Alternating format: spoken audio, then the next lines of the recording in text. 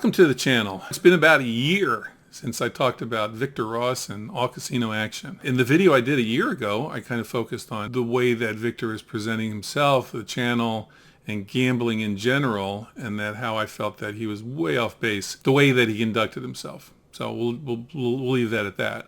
But in the past year, some things have changed in the channel, mainly in the past few months, and I kind of wanted to touch on them because I think a lot of it falls into place with what I said last year. When I did that video, I got a lot of comments. I still get a lot of comments on it. Most of them were positive, and I appreciate the positive comments, and I also appreciate the negative comments. I will never have a problem with somebody sharing their opinion with me. The negative opinions, though, were things like, oh, you're a hater, you're jealous of Victor, you have no idea what you're talking about. Again, fair enough. The positive comments were along the lines of, no, you're not a hater. No, you're not jealous. You seem to nail Victor spot on. If I'm jealous of anything, it's because the guy gets to gamble for a living. He's on every night. He's got he inherited a channel basically with 200,000 subscribers, so not bad. I think most YouTube people would be like, hey, that's not a bad way to start. I have a wife. I have kids. I have a nice home. I have a good career. I have all that kind of stuff. I'm pretty happy. So the jealousy thing, unless I could gamble for a living, then that would be pretty cool. One thing that I complained about last year, and I think still holds true, and even more so now, is this notion that if you disagree with somebody, you're a hater. You're a hater, you're phobic, you're this, you're that. You can't have a contrary opinion without being some sort of evil person. And when you comment on somebody who's a public figure, and yes, Victor, you and Sarah are public figures, that somehow you either need to be in lockstep with what their narrative is, or you're a hater. And that's just nonsense. It's not true. I don't hate them. I don't like some of the things that they do. I don't like the way they manage their channel.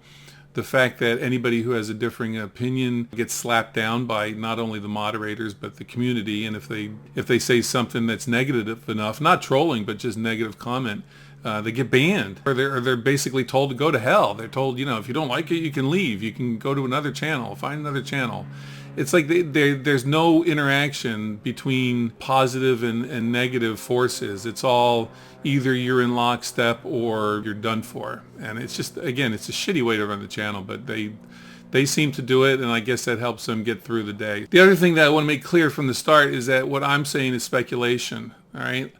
I don't, as I said before, I really don't care about things with their personal lives, like people ask if they're married and all that. I really don't give a shit. But I do find it fascinating that they had a channel that was streaming every night. They were on track for, I want to say the number 43 million comes to the top of my mind as far as what I saw on Social Blade. Like, that's the number of views. That's a really good number of views. So, I mean, that's somewhere in the neighborhood of $250,000 to $320,000 a year for the channel. That's pretty good. So for me, it's fascinating was the fact that things have gone south for the channel. Those numbers are plummeting way down. How does that affect their gaming? And is that the reason why they're only going to Vegas once a week? Or I'm sorry, once a month for about a week. So I'm not saying anything here that's gospel. If it is gospel, I'll let you know. But for the most part, this is in response to people that have left comments for me or who have emailed me directly. I think Victor and Sarah and a lot of other YouTube creators need to understand that people are interested in knowing what goes on behind the scenes. So people have questions. Don't hate on them because they have those questions. They're legitimate questions because you're public figures. People want to know about the public figures, the ones they support, especially when you offer things like channel memberships and things like that. You should anticipate having to answer some of these questions. Not the personal ones, but certainly things related to the operation of the channel and the direction of the channel itself. So, quick recap of the channel, right? Started in 2017 by Sarah Meister. Sarah was a gaming enthusiast. I guess she's always been a gambler. And according to the article on the two of them that was in the Las Vegas Sun, Sarah enjoyed gambling and she thought it'd be fun to do this stuff online. I dare say that she is one of the pioneers, definitely one of the better ones, and did a great job with it. There have been lots of questions as far as Victor's involvement with the channel, with other people who have made commentary videos just flat out stating that they believe that Victor's always been the man behind the curtain and that he's run the channel, and Sarah was always just the pretty face that they put out front there. From all of my research and from information provided to me, I think Sarah's been forthcoming the whole time. I think she's absolutely right that she started the channel.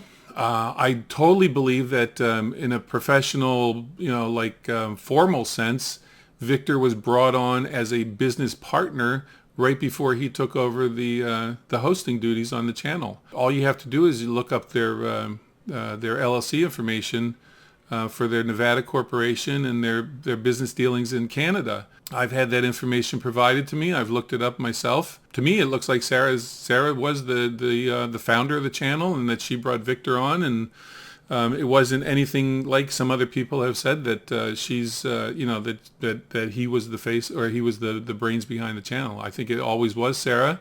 I don't know why she gave up. She might have gotten burned out. There might have been a financial aspect to it. Who knows? Prior to the Victor coming on board, he filmed her when she did her videos, some of them, if not all of them. And he seems to have been involved in the channel, but Victor's a gambler, and he's always said he's a professional gambler. That's what he does for a living.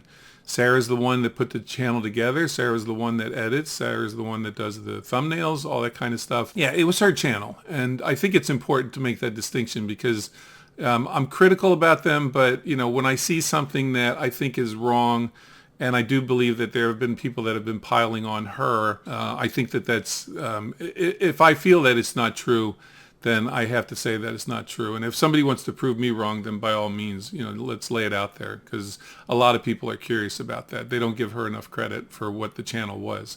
The fact that she's the one that brought in 200,000 subscribers, and that since he's run the channel, 30, 45 maybe thousand, somewhere in there, that he's brought in. So she deserves a lot of credit for the work she did on the channel. Now, if Victor deserves any kudos, and he does, it's that he's made the channel must-see viewing. And I do mean that, must-see viewing. My wife and I watch them every day. It may not be for the most positive of reasons, but there are a large number of people that watch because they want to see him melt down. They want to see him fail. I guess someone has to be literally the most unfortunate person on earth to run half as bad as this.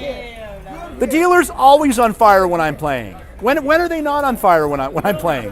When are they not? Like, when has this not happened? Can't even sit down at a table. All right, we're done. So final count, I bought him for $1,100. I have my standard Victor result. $24.50 left. Yep, that's right. I got the one blackjack. A miracle that was. Lost every 11, lost everything else. That's for you. And we'll see you in the next one. Bye. Is it an act? At one point I thought maybe it was an act, but I think as the months kind of clip by, you realize that it's not an act, that there's some issues there. He claims to be a positive, happy person, and he may be a positive, happy person, but anyone who's hung around gamblers knows that they can go Dr. Jekyll and Mr. Hyde, at any moment when it comes to what's going on at the tables. Victor does deserve credit for making it must-see viewing. They were getting 40,000. Their live streams were, 5,000 on YouTube and a few thousand on Facebook. That's pretty good to do that every night. That's really good. And then the overall people that would watch it after the fact, they were getting 40, 50,000 views on a video. That's really good when you're doing 7 videos a week. And Victor deserves all the credit, whether he's putting on a show or if that's the real deal or whatever. He's the one that people are watching, and he's the one that people are tuning in for. So he deserves that. However, now we have to get back to the content and the money, because here's how it works. I don't know what money they brought into it. I don't know how much Sarah had before, like when she started the channel in 2017. I have no idea what her bankroll was.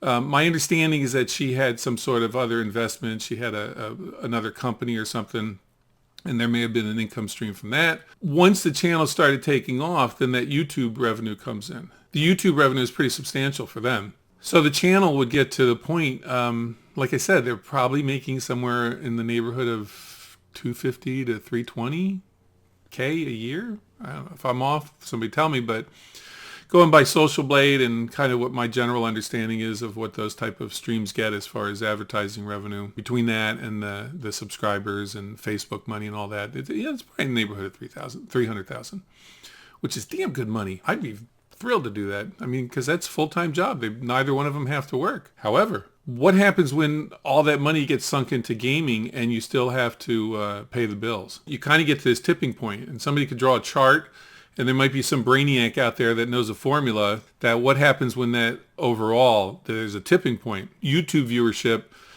gets to a certain point, so you're kind of peaking on your monthly income, but then you're taking a bath, your game selection and your bet sizing and all that, you're just pissing away money. What happens at that point? And I think that's kind of where we are now. And again, speculation, but June, they went to Reno for a week. That was a sponsored trip. They seemed to have a good time. They came back, they gambled for a while. We get into the beginning of July, and you start watching these videos, and Victor's really, really bummed about, you can tell he's bummed about the fact that he's losing so much money. Yep, the usual. So yeah, losing the maximum possible at the maximum possible rate. 100% of the time when I have big money on the table, of course I lose, and then lose just the majority of hands. On a 99% payout game, I'll win. Oh, did I not hit a single face card? Naturally. Save those for the 12s, because that's all I hit. And here's a face card, or whatever, just as good, and a bust. That's right. Exactly. She has 19, I lose all 3 hands, because I'm Victor and I have no luck at all. That's right. How do I know? Because I know exactly what's coming. You guys think I'm making it up? I wish I was. I literally wish I was exaggerating how bad my luck is. Suddenly they decide they're going to take some time off. Okay, that's fine. So we get into the middle of July, and I go to my wife and I say, I miss Victor. I miss watching him every night. I wonder when they're coming back, or if they're coming back. I bet they come back on the 21st. And she kind of looked at me, and I said, well, the 21st is YouTube payday. Now, YouTube payday is when we all get paid. I had YouTube payday yesterday or the day before, and basically for me it's like beer money and maybe a couple video games, that kind of thing. I don't make a lot of money doing this, but they make a lot of money doing this. And when that money goes away and they can't stream as much, then that number goes down. And then the next month it's less money and less money and less money. So they came back on the 21st. They streamed for, I don't know, I think maybe a week or so, maybe 10 days, I don't know. And then they took off again. And everybody was like, okay, here we go again. I bet they're coming back on YouTube payday. Well, no, I was wrong. The next month, they moved back to Canada. Victor had a live stream, and he said, hey, we're back in Canada, and guess what? The new all casino action is going to include online gaming. And a lot of us that were watching this were like, oh, dude, this is so pathetic. What happened? What happened to your money? Why aren't you in Vegas? And so, several people put in chat, why aren't you in Vegas? What's going on? And Victor told us that the new all casino action was going to encompass all forms of gambling, including online gaming. So they did a thing from an online casino. And I'll tell you after watching that video that I would rather be in Guantanamo than have to sit through another online casino stream. I don't know who looked more like they were in a hostage video, Victor or the dealers in the online gambling casino warehouse or wherever in China or in Canada or wherever they're housed. It was just horrible. And a lot of people picked up on that right away, and they said, this is horrible. We can't, we can't see the screen that right, whatever. We can't hear you, whatever. And instead of working with them, Sarah moderating and Victor were basically saying, you haters just don't understand and you're trolling us and all that kind of stuff. It's like, no, we legitimately don't like online casino streams. We prefer the Vegas sitting at the El Cortez streams. We prefer that. It's a preference. It's not hate. It's not a troll. It's not anything like that. It's people stating their preference. That's what chat is for. Chat is it's a two-way interaction. It's feedback. And they didn't like it. They didn't like it at all. So anyway, long story short there, Victor did a couple of these things, but apparently he started off with 3,000 or 4,000 and ran it up to 15,000 or 12,000 or something like that, and then proceeded to lose it all. So we didn't hear from him again for a little bit, and then we heard that they were going to go to Vegas. He went to Vegas. It was either on YouTube Payday or it was the day before YouTube Payday or the day after. It's right around YouTube Payday. Went to Vegas for a week. I don't think he had a winning stream. I think he had his ass handed to him again. Came back home, didn't hear from him for a while. They throw in a couple of drinking chat streams, which are also painful to watch. And then now they're back in Vegas. So this is kind of what it's come down to, is this rinse and repeat thing where I don't know if we're getting the online streams again or not. I think they're a waste of time. And their excuse for not doing anymore is that there's some sort of regulation about how much they can deposit or withdraw or whatever The Canadian government has an issue with money laundering, so they have to get some sort of special approval. But that's been going on for a while too. So I think they're pissing away what they have allocated for gambling funds, and the rest of the money they're getting from YouTube is what they have to live on, and that's probably why they went back to Canada. Maybe I'm wrong. I don't think I am. I've been around gamblers long enough to know, when shit like this happens, it's kind of a snowball effect. Things start to fade away, basically. And when the income fades away, then the gambling fades away. You can't run this channel on a week, a month in Vegas. It's just, you can, but your income stream is going to go way, way, way down. And you either have to change your style of living, stream less, and hope that people are going to stick with you, which some will, but I don't know if you're going to get all of them to stick with you, because the numbers are down, the subs are down, and I'm sure the revenue is down. So I want to close with this, and this is actually beneficial for everyone. I've been on both sides of it. I've been successful gambling. I've been wildly unsuccessful gambling. I could have made a couple choices early in my life that would have put me, under the highway overpass, living in a tent. Fortunately, I didn't make those choices, and I got myself into a good place. But, in Vegas, I know professional gamblers that live in Summerlin that have nice McMansions. And I also know gamblers that live in little studio apartments, or, basically live on the streets. And the one thing I can tell you that separates them is a level of discipline. The professional gamblers that know how to, separate their living expenses from their gambling money, they tend to do better because they can adjust better. You see this in poker all the time, that, the smart poker players, if they have to step back and go down a level and work their way back up again while maintaining their lifestyle, they seem to do well. The ones that don't are the ones that take all their money, and as far as they're concerned, they kind of pool it all into, gambling funds, and they wind up losing it all, and they don't have anything to fall back on. Now, it sounds like these two might be doing the right thing in the sense that they're taking care of their living expenses, but you can see that the gambling side of it is starting to trail off, and if it trails off much further, then there really isn't going to be much there. And if there isn't much there, then they either have each other, or they have to figure out what's next for them. So here's where I'm going to end it. I don't know if any of the speculation is correct.